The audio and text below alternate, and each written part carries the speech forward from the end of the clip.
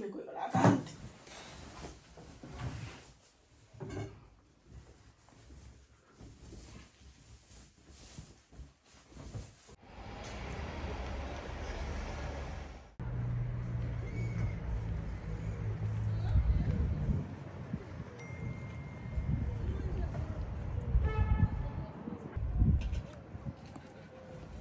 Estamos.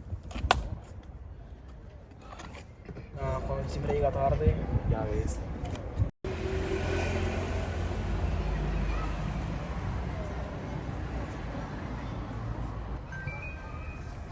¿Qué es esto?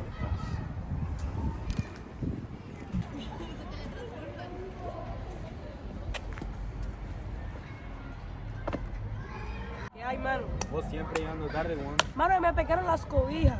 ¿Te vamos a ir o no? ¿A dónde? Fíjate hoy. A ver. Pero no cacho que es DM. Mano, eso es una discoteca donde van los jóvenes, o para estar menos. ¿Vamos a ir o qué? Yo no sé si ir, Pues yo sí voy, hermano. Vamos. Bueno, va.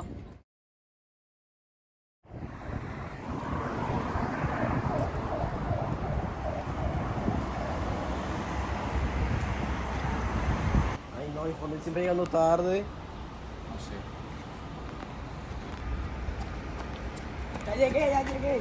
Ah. ¿Cómo estamos? Yo venía aquí a la M, Tortuga Ninja. ¿Qué pasa? A ver, déjame quitarte esto. Pero pasámelo. No, déjalo ahí, hermano.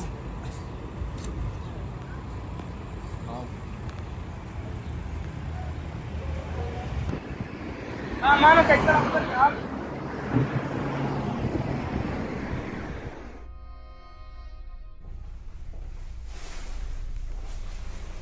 Oye, ¿qué esto? No parece una M. Uy, mano, ¿qué pasó? ¿Y Juan David?